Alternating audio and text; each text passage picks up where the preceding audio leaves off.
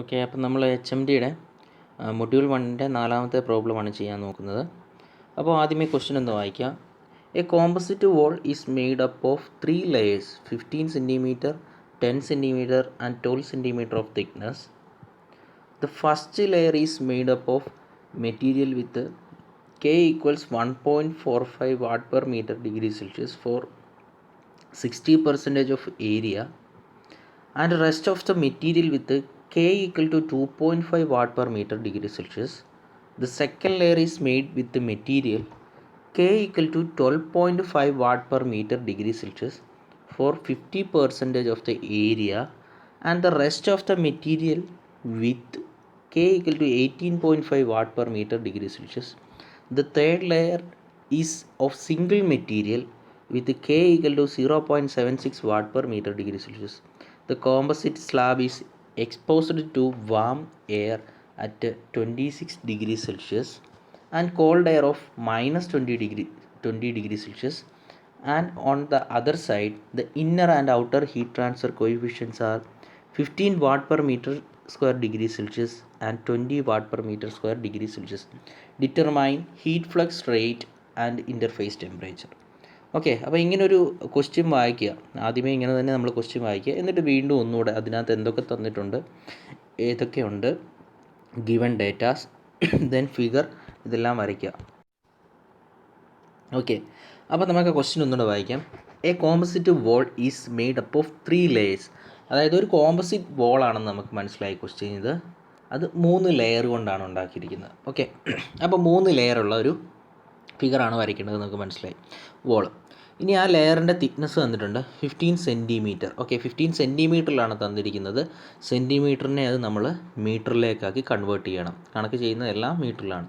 Then 10 centimetre and 12 centimetre of thickness എന്ന് തന്നിട്ടുണ്ട്. The first layer, അതായത് ഫസ്റ്റ് ലെയർ ഉണ്ടാക്കിയിരിക്കുന്നത് material with K equal 1.45 watt per metre degree Celsius. Okay, ഫസ്റ്റിൽ നമുക്ക് ആദ്യമേ ഒരു ഔട്ട്ലൈൻ വരയ്ക്കാം. ഇങ്ങനെ നമ്മളൊരു ഔട്ട്ലൈൻ വരച്ചു, വോൾ വരച്ചു, അതിന് നമ്മൾ ഫസ്റ്റ് മെറ്റീരിയൽ വരച്ചു, സെക്കൻഡ് മെറ്റീരിയൽ. ഓക്കെ, 3 എണ്ണം വരച്ചു. ഇനി അടുത്ത ക്വസ്റ്റ്യനിൽ തന്നിരിക്കുന്നത് എന്താണെന്ന് നോക്കാം. ദ ഫസ്റ്റ് ലെയർ, അതായത് ഈ layer is made up of material with K equal to 1.45 watt per metre degree Celsius for 60% of the area. അതായത് ആ ഫസ്റ്റ് മെറ്റീരിയൽ, ഈ ഫസ്റ്റ് മെറ്റീരിയൽ എന്ന് പറയുന്നത് അതിൻ്റെ 2 മെറ്റീരിയൽ കൊണ്ടാണ് ഉണ്ടാക്കിയിരിക്കുന്നത്. അതിൻ്റെ ഫസ്റ്റ് മെറ്റീരിയൽ തെർമൽ കണ്ടക്ടിവിറ്റി എന്ന് പറയുന്നത് 1.45 watt per metre degree Celsius ആണ്. ഇനി അത് എങ്ങനെയാണ് ഇനി ആ ഫസ്റ്റ് മെറ്റീരിയലിൻ്റെ ഏരിയ എടുക്കുന്നത്? നമുക്ക് തന്നിട്ടുണ്ട് 60% ഓഫ് ഏരിയ എന്ന് തന്നിട്ടുണ്ട്. And rest of the material with 2.5 watt per metre degree Celsius. അപ്പോൾ ടോട്ടൽ 100% വരും. അപ്പോൾ 60% എന്ന് പറയുമ്പം നമ്മളവിടുത്തെ ഏരിയ എന്തെടുക്കാം? ഏരിയ എന്ന് പറഞ്ഞാൽ 0.6 മീറ്റർ സ്ക്വയർ എന്ന് എടുക്കാം.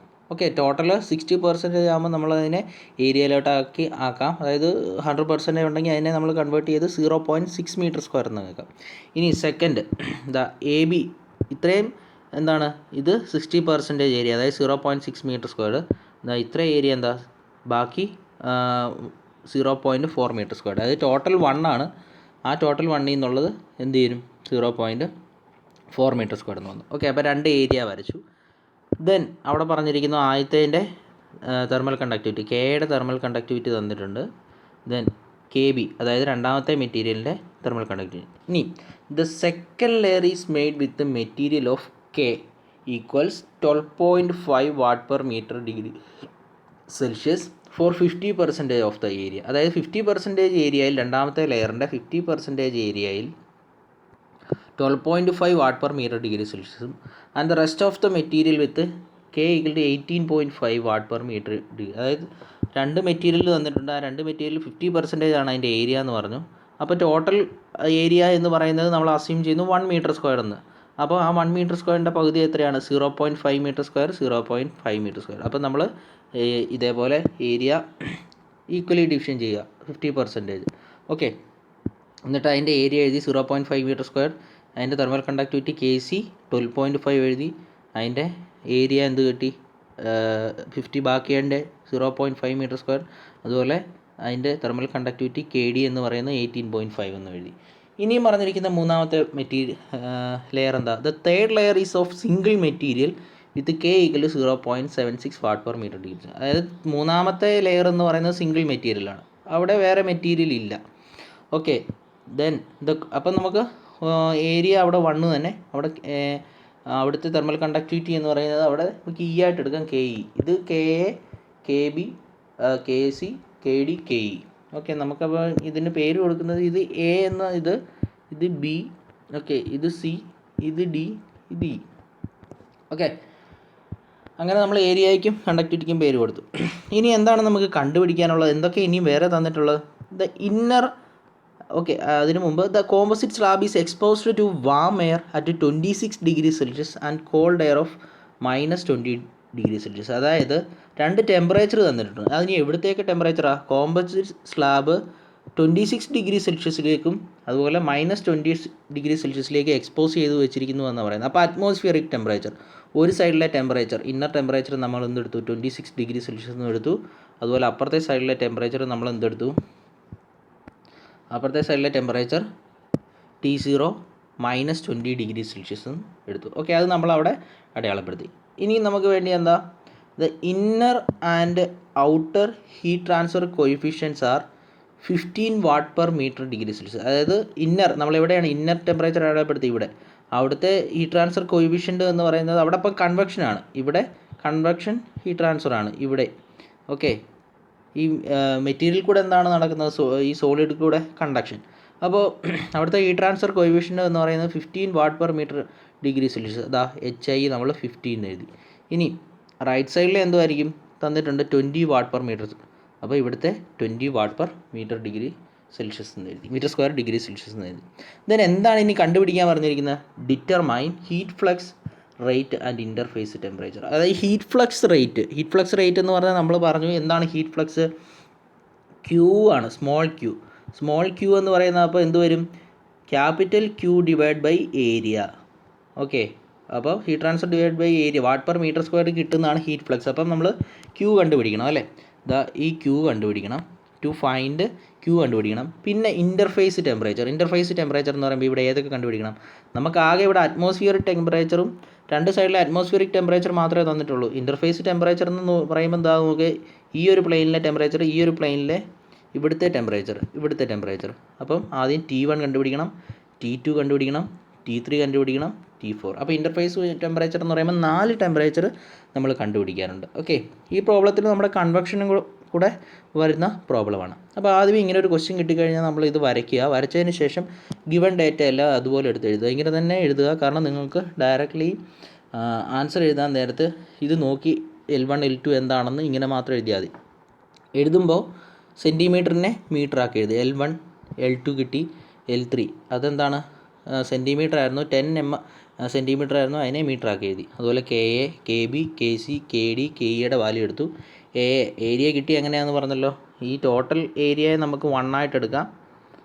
ഓക്കെ, അപ്പം ഇവിടെ 60% എന്ന് പറഞ്ഞു. അപ്പം 1 × 60% എന്ന് പറഞ്ഞാൽ 0.6, അതിൻ്റെ 40% ബാക്കി 0.4, പിന്നെ 50% ആണ് ഇവിടുത്തെ ഏരിയ വരുന്നത് രണ്ടാമത്തെ മെറ്റീരിയലിന്. അപ്പം AC AD 0.5, AE 1 metre squared. Then inner temperature TI, outer temperature -20.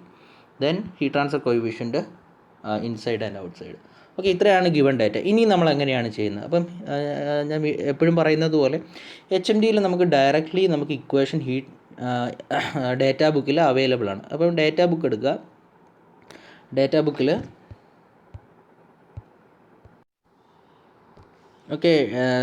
ബുക്കിൽ കോത്താണ്ടരാമൻ 8th എഡിഷനിൽ 44 പേജിൽ നമുക്ക് 1 dimensional steady state heat transfer, ഇത് 1 ഡയമെൻഷനാണ്. അപ്പോൾ അതിൻ്റെ ഇക്വേഷൻ എന്താണ്? Heat flow Q = ΔT overall divide by R. നമുക്ക് കണ്ടുപിടിക്കേണ്ടത് സ്മോൾ Q ആണ്. അപ്പോൾ ഇതിൽ നിന്ന് എന്ത് കിട്ടും? Q കിട്ടിക്കഴിഞ്ഞാൽ ഡിവൈഡ് ബൈ ഏരിയ കിട്ടിയാൽ മതി. ഏരിയ എന്താണ്? 1 ആണ്. അപ്പം Q = Q എന്ന് വരും. അപ്പോൾ ക്യാപിറ്റൽ Q തന്നെയാണ് സ്മോൾ Qയും വരുന്നത്. ഓക്കെ, ഇനി നമുക്കിനി ΔT ഓവറോൾ എന്താണ്, R എന്താണ്, അത് കണ്ടുപിടിക്കണം. അത് കണ്ടുപിടിക്കാൻ വേണ്ടി ഇവിടെ നമുക്ക് കഴിഞ്ഞ ക്വസ്റ്റ്യനിലൊക്കെ റെസിസ്റ്റൻസ് ഡയറക്റ്റ്ലി നമുക്കിതിലുണ്ടായിരുന്നു. ഡയറക്റ്റ്ലി ഇല്ല, ഒറ്റ മെറ്റീരിയലുള്ളായിരുന്നു. പക്ഷേ ഇവിടെ വേറൊരു മെറ്റീരിയൽ, ഇവിടെ വേറൊരു മെറ്റീരിയൽ. ഇവിടെ വേറൊരു മെറ്റീരിയൽ, ഇവിടെ വേറൊരു മെറ്റീരിയൽ, ഇവിടെ വേറൊരു മെറ്റീരിയൽ. അപ്പോൾ ഇങ്ങനെ വരുമ്പോൾ കോമ്പോസിറ്റ് ബോൾ തന്നെയാണ്. ഇനി ആ കോമ്പോസിറ്റ് ബോളിനകത്ത് തന്നെ വീണ്ടും പല മെറ്റീരിയലാണ്. അപ്പോൾ എങ്ങനെ നമ്മൾ കണ്ടുപിടിക്കും? അങ്ങനെ നമ്മൾ കണ്ടുപിടിക്കുന്നത് ഇങ്ങനെ ഈ ഒരു പോർഷൻ എടുത്തു കഴിഞ്ഞാൽ അവിടെ 2 മെറ്റീരിയലുണ്ട്, 2 തെർമൽ കണ്ടക്ടിവിറ്റിയാണ്, അതുപോലെ 2 റെസിസ്റ്റൻസ് ആണ്. അപ്പോൾ ഇവിടുത്തെ റെസിസ്റ്റൻസിനെ നമുക്ക് എന്താണ്, ഇത് എ അല്ലേ, എ, ഇത് ബി, ഇത് സി, ഇത് ഡി, ഇത് ഇ. അപ്പോൾ ഇവിടുത്തെ റെസിസ്റ്റൻസിനെ ആർ എന്ന് വിളിക്കാം, ഇവിടുത്തെ റെസിസ്റ്റൻസിനെ നമുക്ക് ആർ ബി എന്ന് വിളിക്കാം. അപ്പോൾ ഈ ആർ എയും ആർ ബിയുടെ കൂട്ടുന്നതായിരിക്കുമല്ലോ ഈ R1 എന്ന് പറയുന്നത്. അപ്പോൾ നമുക്ക് എങ്ങനെ എഴുതാം? അവിടുത്തെ തെർമൽ റെസിസ്റ്റൻസ് എന്ന് പറയുന്നത് 1/R1 ഈക്വൽസ് എന്ത് കിട്ടും? 1/RA, അതായത് ഇവിടുത്തെ തെർമൽ റെസിസ്റ്റൻസ് പ്ലസ് 1/RB എന്ന് കിട്ടും. ഓക്കെ, അപ്പോൾ നമുക്ക് എന്ത് വരും? ഇത് ക്രോസ് മൾട്ടിപ്ലൈ ചെയ്യുമ്പം ഇത് RA RB divide by RA plus RB divide by ഒന്നുകൊണ്ട് എഴുതാം,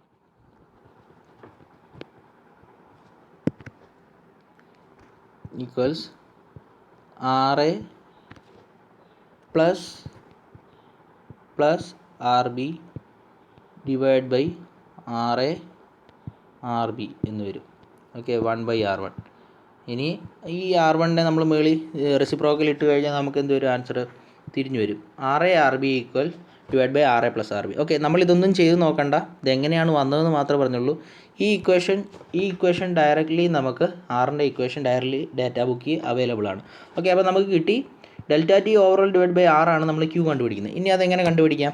അപ്പോൾ നമ്മൾ അടുത്ത ഡാറ്റാ ബുക്കിൽ പേജ് നമ്പർ 47ൽ ഇവിടെ ഇങ്ങനെ എണ്ണമുണ്ട്. അതായത് 8th എഡിഷനിലെ 47ൽ സീരീസ് പാരലൽ കോമ്പോസിറ്റ് ലെയർ എന്ന് പറഞ്ഞൊരു ഫിഗർ കാണാം. ഓക്കെ, അപ്പോൾ അതിൽ നമ്മൾ റെസിസ്റ്റൻസ് കണ്ടുപിടിക്കുന്നത് എങ്ങനെയാണെന്നുണ്ട്. നമ്മുടെ ക്യൂവിൻ്റെ ഇക്വേഷൻ മുകളിൽ നിന്ന് കിട്ടി. അപ്പം ΔT ഓവറോൾ എന്ന് പറയുന്നത് TI മൈനസ് T0 ആണെന്ന് പറഞ്ഞു. TIയുടെ വാല്യൂ നമുക്ക് ഓൾറെഡി ഉണ്ട്. Okay, inside temperature. ഇനി ഔട്ട്സൈഡ് ടെമ്പറേച്ചർ എന്താ? അതും ഉണ്ട്. ഓക്കെ, ഇനി നമുക്ക് വേണ്ടിയത് ആറാണ്. ഈ R കണ്ടുപിടിക്കാൻ വേണ്ടി നമ്മളിതാ ഈ ഫിഗർ എടുത്തു. ഇതിൽ നിന്നാണ് സീരീസ് പാരലൽ കോമ്പോസിറ്റ് ലെയേഴ്സ്, അതായത് പാരലി ഉണ്ട്, സീരീസും പാരലിയായിട്ട് കണക്ട് ചെയ്തിട്ടുണ്ട്. അപ്പം നമ്മൾ എന്തെടുക്കും? അപ്പോൾ നമ്മൾ നോക്കുക എങ്ങനെയാണ് അവിടുത്തെ റെസിസ്റ്റൻസ് കണ്ടുപിടിക്കുന്നത്. അവിടെ ഇക്വേഷൻ ഉണ്ട്. R ഈക്വൽസ് അതായിരിക്കുന്നത്. R equal R1 plus R2 plus R3 plus R4 എന്ന് കിട്ടി. ഓക്കെ, പക്ഷേ അവിടെ നോക്കിയേ, ഈ ഇക്വേഷനിലേക്ക് വന്നപ്പോൾ അവിടെ നമുക്ക് കൺവെക്ഷൻ ഉണ്ട്. ഓക്കെ, ഇവിടെ നോക്ക്, in case of convection add to R resistance, അതായത് കൺവെക്ഷനൂടെ ഉണ്ടെങ്കിൽ ഇവിടുത്തെ കൺവെക്ഷനൂടെ നമ്മൾ കൺസിഡർ ചെയ്യുന്നുണ്ട്. അതായത് ഇവിടുത്തെ കൺവെക്ഷൻ ഓൾറെഡി തന്നിട്ടുണ്ട്, അപ്പോൾ നമുക്കത് കൺസിഡർ ചെയ്തേ പറ്റൂ. അപ്പോൾ ലെഫ്റ്റ് സൈഡിൽ എന്ത് ചെയ്യണം? നമ്മളൊരു കൺവെക്ഷൻ്റെ ഇൻസൈഡ് കൺവെക്ഷൻ റെസിസ്റ്റൻസ് കൊടുത്തു, ഇവിടെ ഔട്ട്സൈഡ് കൺവെക്ഷൻ റെസിസ്റ്റൻസ് കൊടുത്തു. അപ്പം ഈ ഇക്വേഷൻ്റെ കൂടെ നമ്മൾ അത് രണ്ടും കൂടെ ആഡ് ചെയ്തു. ഓക്കെ, അപ്പോൾ RCI ഇക്വേഷൻ നമുക്ക് എന്ത് വന്നു? R ഈക്വൽ RCI എന്ന് പറയുന്നത് ഇവിടുത്തെ റെസിസ്റ്റൻസ് ആണ്. ഈ ലെഫ്റ്റ് സൈഡിലെ കൺവെക്ഷൻ, ഇൻസൈഡ് കൺവെക്ഷൻ, ഈ ലെഫ്റ്റ് സൈഡിലെ കൺവെക്ഷനാണ് എന്ത്? RCI എന്ന് പറയുന്നത്. ഓക്കെ, ഇനി R1 എന്ന് പറഞ്ഞാൽ ഇവിടുത്തെയാണ്, ഇതാണ് R1 ഇവിടുത്തെ. ഇനി R2 എന്ന് പറഞ്ഞാൽ ഇവിടുത്തെയാണ്, ഇവിടുത്തെ ഈ ലെയറിൻ്റെ. ഓക്കെ, ഇനി R3 എന്ന് പറഞ്ഞാൽ എടുത്തതാണ് ഇവിടുത്തെ. ഓക്കെ, ഇനി RCO എന്ന് പറഞ്ഞാൽ ഏതാണ്? ഇവിടുത്തെ കൺവെക്ഷൻ്റെ റെസിസ്റ്റൻസ്. ഓക്കെ, അപ്പോൾ ഇത്രയും കിട്ടി. ഇനി ഡയറക്റ്റ്ലി നമ്മൾ കണ്ടുപിടിക്കാനുള്ളത് R1 കണ്ടുപിടിക്കുക, R2 കണ്ടുപിടിക്കുക, R3 കണ്ടുപിടിക്കുക, RCI കണ്ടുപിടിക്കുക, RCO കണ്ടുപിടിക്കുക എന്നുള്ളതാണ്. ഓക്കെ, അതിനി എങ്ങനെയാണ് നമ്മൾ കണ്ടുപിടിക്കുന്നത് നോക്കാം. നോക്കുക, നമുക്ക് ഇക്വേഷൻ ഉണ്ട്. RCI, R1, R2, R3, RCO. അപ്പം നമ്മൾ ഏരിയ ഞാൻ പറഞ്ഞു ഇതിനെ 1 മീറ്റർ സ്ക്വയർ ആയിട്ട് അസ്യൂം ചെയ്യുക, കാരണം ഏരിയ തന്നിട്ടില്ല. ഓക്കെ, ഇനി നമ്മൾ ഡാറ്റാ ബുക്കിലെ പേജ് നമ്പർ അതിൽ തന്നെ ഉണ്ട് RA കണ്ടുപിടിക്കുക. അതായത് RA എന്ന് പറഞ്ഞാൽ ഏതാ? ഇതാണ് RA. ഓക്കെ, ഇത് RB, ഇതെന്താണ്? RC. ഓക്കെ, ഇത് RD, ഇത് RE. അപ്പോൾ ഇത് രണ്ടും കൂടെ പ്ലസ് ചെയ്യും, ഇത് രണ്ടും കൂടെ ആഡ് ചെയ്യുമ്പോഴാണ് നമുക്കിത് കിട്ടുന്നത്. ആഡ് ചെയ്യുമല്ല, അതിൻ്റെ ഇക്വേഷൻ നമുക്കുണ്ട്. ഓക്കെ, അപ്പോൾ RA നമ്മൾ എങ്ങനെ കണ്ടുപിടിക്കും? LA/KA. ഇവിടുത്തെ റെസിസ്റ്റൻസ് എങ്ങനെ കണ്ടുപിടിക്കും? കണ്ടക്ഷൻ ആയതുകൊണ്ട് അവിടുത്തെ LA/KA. LA തന്നിട്ടുണ്ട്, KA തന്നിട്ടുണ്ട്, അവിടുത്തെ ഏരിയ തന്നിട്ടുണ്ട്. അപ്പോൾ അതെല്ലാം കൂടെ സബ്സ്റ്റിറ്റ്യൂട്ട് ചെയ്യുമ്പോൾ RAയുടെ വാല്യൂ കിട്ടി. ഓക്കെ, ആദ്യം നമ്മൾ R1 ആണ് കണ്ടുപിടിക്കാൻ പോകുന്നത്. ഈ R1 ആണ് കണ്ടുപിടിക്കാൻ പോകുന്നത്. ഓക്കെ, ദെൻ ഈ R1 കണ്ടുപിടിക്കണമെങ്കിൽ നമ്മൾ ഇക്വേഷൻ നമ്മളിവിടെ എഴുതിയിട്ടുണ്ട് RA RB + RA + RB. അപ്പോൾ RA RB നമ്മൾ ആദ്യം കണ്ടുപിടിക്കണം. ദെൻ RAയുടെ കിട്ടി. ഇനി RB കണ്ടുപിടിക്കണം. RB കണ്ടുപിടിക്കണമെങ്കിൽ എന്താ, അവിടെ LB ഉണ്ട്, KB ഉണ്ട്, AB ഉണ്ട്. L/K, എല്ലിൻ്റെ വാല്യൂ ഉണ്ട്, കെയുടെ വാല്യൂ ഉണ്ട്, ABയുടെ വാല്യൂ ഉണ്ട്. അത് സബ്സ്റ്റിറ്റ്യൂട്ട് ചെയ്ത് കഴിയുമ്പോൾ നമുക്ക് എന്ത് കിട്ടും, സബ്സ്റ്റിറ്റ്യൂട്ട് ചെയ്ത് കഴിയുമ്പോൾ നമുക്ക് R1ൻ്റെ വാല്യൂ കിട്ടും. അപ്പം R1ൻ്റെ വാല്യൂ എന്തായിരിക്കാം, ഇതാ നോക്കിയേ, RAയുടെ വാല്യൂ RBയുടെ വാല്യൂ കൂടി ഇട്ട് കൊടുത്തു കഴിയുമ്പോൾ നമുക്ക് എന്ത് വന്നു, ഇതാ ഇങ്ങനൊരു വാല്യൂ വന്നു. ഓക്കെ, അപ്പോൾ നമുക്ക് R1ൻ്റെ വാല്യൂ 0.080213 എന്ന് കിട്ടി. അപ്പോൾ ഈ ഇക്വേഷൻ ഡയറക്റ്റ്ലി നമുക്ക് ഡേറ്റാ ബുക്കിലുണ്ട്. RA RB അത് എവിടെയാണ്, ഇതാ ഡേറ്റാ ബുക്കിൽ എടുക്കുക, ഡേറ്റാ ബുക്ക് നോക്കുക, ഇതാ ഈ നോക്കിയേ, കോമ്പോസിറ്റ് ലെയർ എന്ന് പറഞ്ഞാൽ എന്താ, ഇവിടെ ഫസ്റ്റ് ലെയർ ഒറ്റ മെറ്റീരിയലേ ഉള്ളൂ. പക്ഷേ നമ്മുടെ ഫസ്റ്റ് ലെയർ വന്നിരിക്കുന്നത് ഇതാ ഇവിടുത്തെ ഇതാണ്. അപ്പോൾ ഇവിടെ R2 എന്ന് പറയുന്നത് നമ്മൾ ഈ RB ഈ RC നോക്കി, ഈ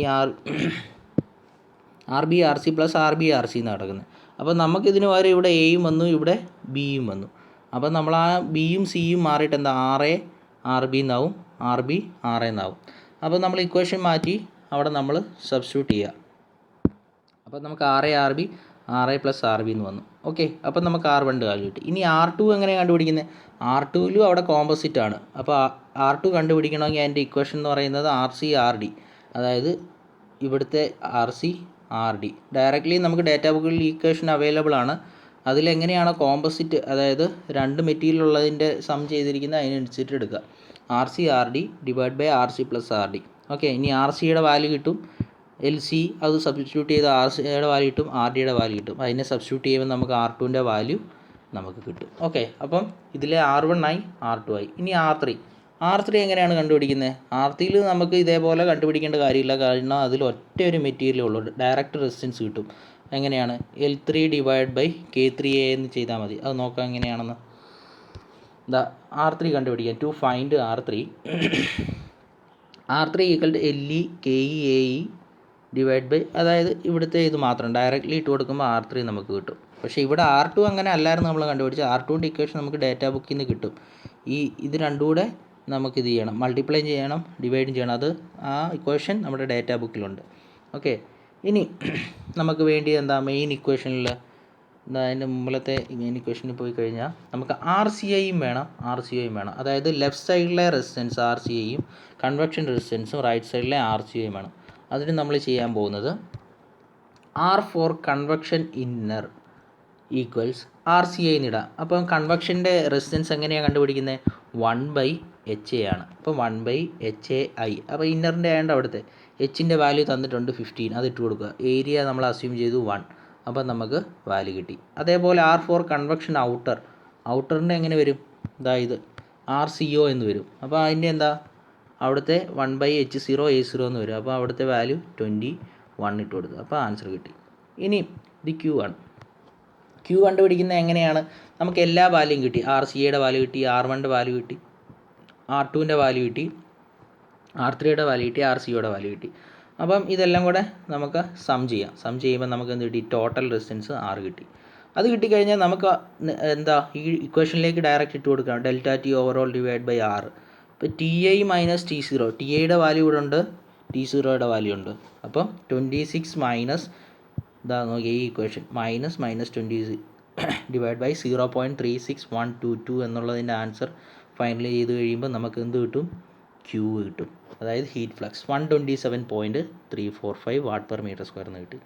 ഓക്കെ, അപ്പോൾ നമ്മൾ അതിൻ്റെ പകുതി ചെയ്ത് കഴിഞ്ഞു. ഇനി നമ്മൾ കണ്ടുപിടിക്കാനുള്ള എന്താണ്, interface. To find interface temperature തന്നെയും കണ്ടുപിടിക്കാനുള്ളത്. അതായത് ഇൻ്റർഫേസ് ടെമ്പറേച്ചർ എന്ന് പറഞ്ഞാൽ ഏതാ, നമുക്ക് കൺവെക്ഷൻ്റെ വെളിയിലത്തെ ടെമ്പറേച്ചർ മാത്രമേ തന്നിട്ടുള്ളൂ. ഇൻ്റർഫേസ് എന്ന് പറഞ്ഞാൽ ഈ T1 മുതൽ തുടങ്ങണം, അത് ശ്രദ്ധിച്ചോണം.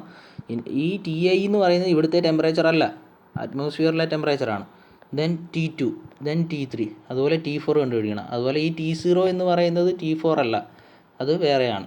ഓക്കെ, സോളിഡിലേക്ക് കയറി കഴിയുമ്പോൾ അപ്പോൾ ഹീറ്റ് ഫ്ലോ ചെയ്യുന്നു ഫസ്റ്റിൽ. അപ്പം നമ്മൾ എന്ത് ചെയ്യുന്നു, ഈ ഹീറ്റ് ഫ്ലോ ചെയ്യുന്നത് Q കൺവെക്ഷനാണ്, ഇതുവഴി ഇത് ചെയ്യുന്നത് Q കണ്ടക്ഷനാണ്. അപ്പം എല്ലായിടത്തൂടെ ഹീറ്റ് ഫ്ലോ ചെയ്യുന്നത് ഈക്വൽ ആയിരിക്കും. അപ്പം ക്യൂ കൺവെക്ഷൻ ഈക്വൽസ് എന്ത് എഴുതാം, ക്യൂ കണ്ടക്ഷൻ എന്ന് നമുക്ക് എഴുതാമല്ലോ, ക്യൂ കണ്ടക്ഷൻ എന്ന് നമുക്ക് എഴുതാം.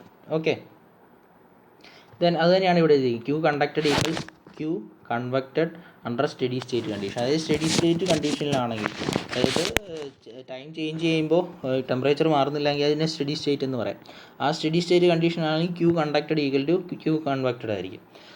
അപ്പോൾ ക്യൂ കൺവെക്ഷൻ എന്നുള്ളത് എങ്ങനെ വരും, ക്യൂ കൺവെക്ഷൻ ഈക്വൽസ് 127.345. ഓക്കെ, അത് നമുക്ക് ക്യൂവിൻ്റെ വാല്യൂ തൊട്ട് ഫ്രണ്ടിൽ കിട്ടി.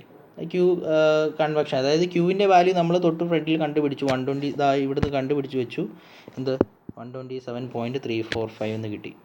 ഇനി അതിനെ ഇക്വേറ്റ് ചെയ്യുക ഏതിനോട്, നമുക്ക് വേണ്ടി എന്താണ്, ഈ T1 ടെമ്പറേച്ചറാണ്.